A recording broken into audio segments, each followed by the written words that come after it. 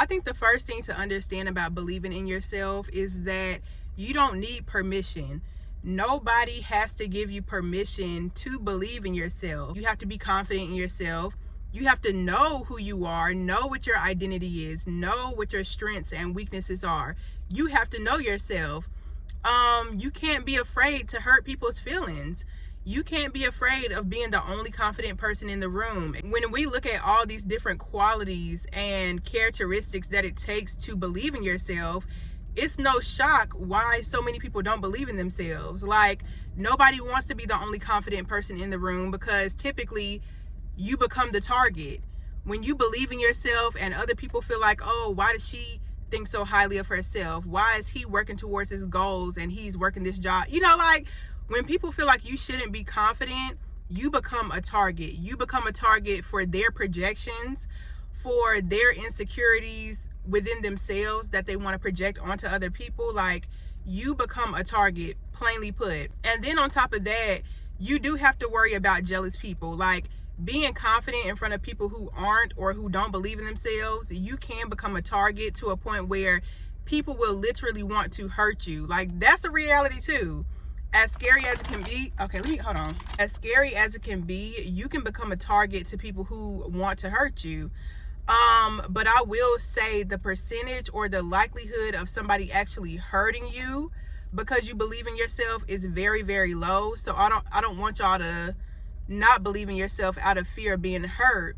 But we've seen stories play out where somebody is jealous and they do something about it. You know what I mean? When you're in environments, or you're born into a family, or you're in a relationship, or in a world that requires you to be insecure to make other people comfortable, it requires you to believe in other people's business, in other people's dreams, so that you can build them up and basically forget about yourself. Like, I think insecurity and the non-belief in self becomes the norm. Like, literally, that's what becomes normal. You don't need permission to believe in yourself. You can literally wake up tomorrow and believe in yourself if that's what you want to do.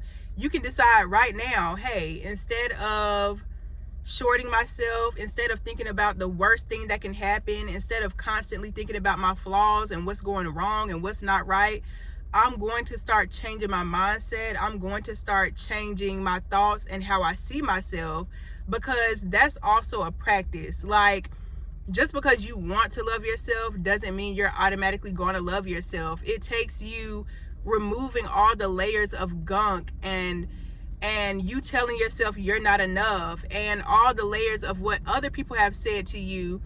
It takes you removing those layers to really see just how amazing you are, just how talented you are, just how much potential you have.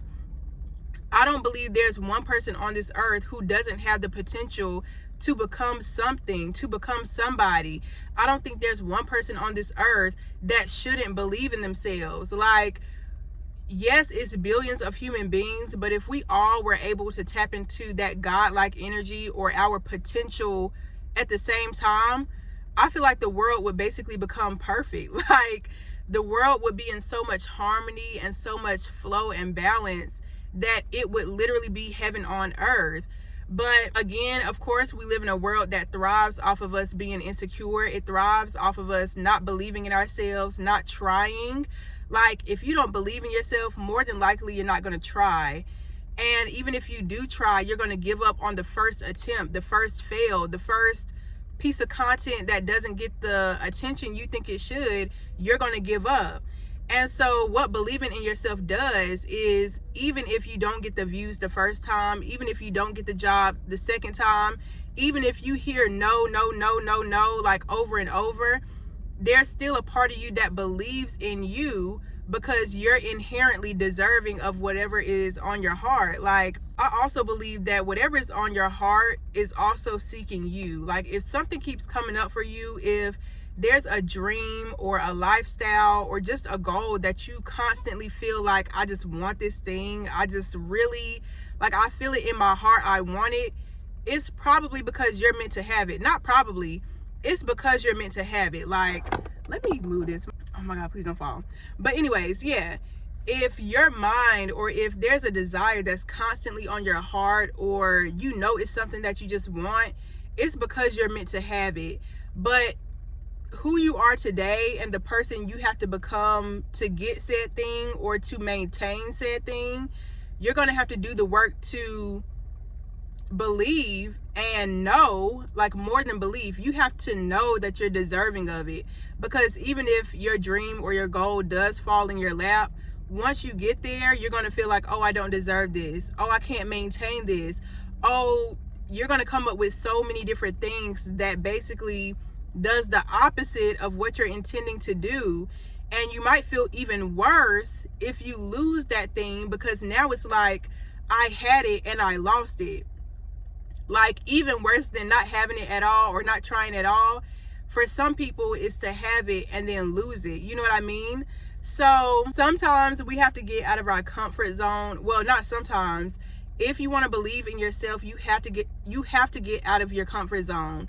Motivation is a temporary feeling. I mean, it feels like, yes, it feels good to feel motivated. It feels good to feel like, oh yeah, I'm gonna start this new plan, or I'm gonna do this tomorrow, or I'm gonna wake up at this time tomorrow.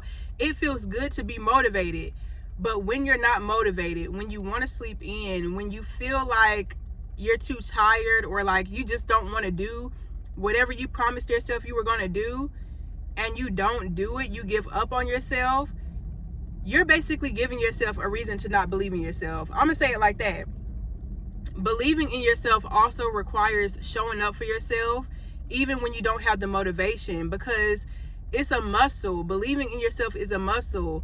You believe in yourself because you do the things that you say you're going to do. You believe in yourself because you show up for yourself consistently. You have discipline.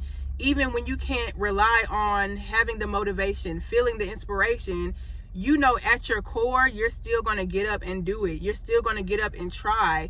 Even if you fail, you're still going to believe and do something with that belief. But if you're just sitting around, like not acting at all, or if you constantly give up every time you reach a failure, of course you're not going to believe in yourself. You're not giving yourself anything to believe in. You get what I'm saying? Or at the very least, you're believing in yourself that you'll give up. You're believing that you'll fail and you'll fall short and you won't show up for yourself. Like, what type of belief in yourself are you creating? You know what I mean? Like, you really have to think about, what type of relationship do I have with myself? Am I dependent? Like, do I show up for myself? Can I depend on me? Sometimes we want to depend on everybody else. We want all these other people to show up for us, and we don't even show up for ourselves. We told ourselves we were going to do that thing. We were going to wake up at this certain time. We don't do it. And now there's this history and this proof that we don't do what we say. There's this cycle of you having the motivation, doing it for one day, and then stopping when you don't feel it anymore. And then a week later, you're mad at yourself for stopping when you didn't have the discipline. The motivation wore off. Of course, it's a feeling. Motivation is a feeling. The motivation is going to wear off. What do you have beyond the motivation? Like, what's driving you to reach that goal or to become that person? Something has to be driving you that's bigger than that temporary feeling of motivation, because again, that comes and goes. Like, when you fail, when you fall short from a goal or from something you really want to do, that motivation goes out the window real quick. Like, we all know when you fail, it doesn't feel good. It feels like you fell short, even if it was out of your control. You know what I'm saying? It doesn't feel good to fail. So what can you fall back on when the feeling is no longer good, when the feeling of motivation is no longer there? When you start to doubt yourself, like, what can you fall back on? You fall back on believing in yourself, believing in yourself enough to try again. At the very least, believe in yourself enough to understand that the results that you seek don't require motivation. It doesn't require you feeling inspired all the time. And I watched a video, I can't remember what video it was, but a guy was basically saying that if you want to run a business, like if you want to be successful at any business, You have to show up regardless of what you're feeling, because think about it. We work these jobs, we show up every single day pretty much. We show up every day regardless of how we're feeling, regardless of what we have to do in our personal lives. We're showing up regardless because we get a paycheck. You have to start seeing your life in that same manner. You have to start seeing your life the same way you see your job. Maybe not the same way, but you have to prioritize it the same way you see your job. Show up anyway. It's easy to work a job. It's easy to clock in because one, they provide the structure, and two, you know for a fact that you're going to be disciplined if you don't show up. But when you're working for yourself, when you're trying to build something that requires only you to be accountable for you, it's easier to give up because, for one, you have to create that structure. You have to find what works for you and your business or your goal or your hobby, whatever it is. You have to create that. And two, nobody outside of you is going to punish you for not showing up.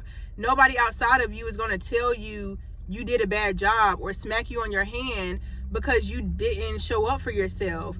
You might feel bad internally, like, yes, you might go down that rabbit hole of like, oh, I'm not doing what I need to do, I suck, I'm a loser.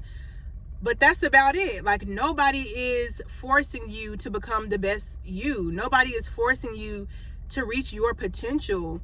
So you have to believe that what you're doing, the work you put in, is ultimately leading up to something bigger, something better than you can really even imagine or see. Like, I'm really starting to learn that acting on your heart, when you're acting on your heart, when you're following your intuition, you don't have to fully see the picture for it to be something that's really going to benefit you, something that's going to fulfill you, and something that you're going to love. Like, think about it.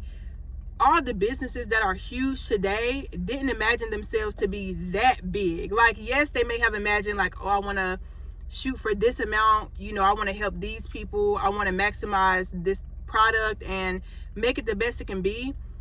But I'm almost 1,000% sure that the biggest companies that exist here today in our world, they didn't expect it to literally cover every square inch, or their product to cover every square inch of this world. Like, you have to think about it like that. You don't have to know just how huge and just how gigantic your life will be to start. Like, the baby steps are enough. Find a way to enjoy the baby steps. Find a way to celebrate the baby steps. Find a way to constantly work on yourself in a way that prepares you for the next level. You don't know what the next level is until you take that first step. And I talked about this on TikTok as well, where you won't know the second step until you take the first. You won't know the third step until you take the second.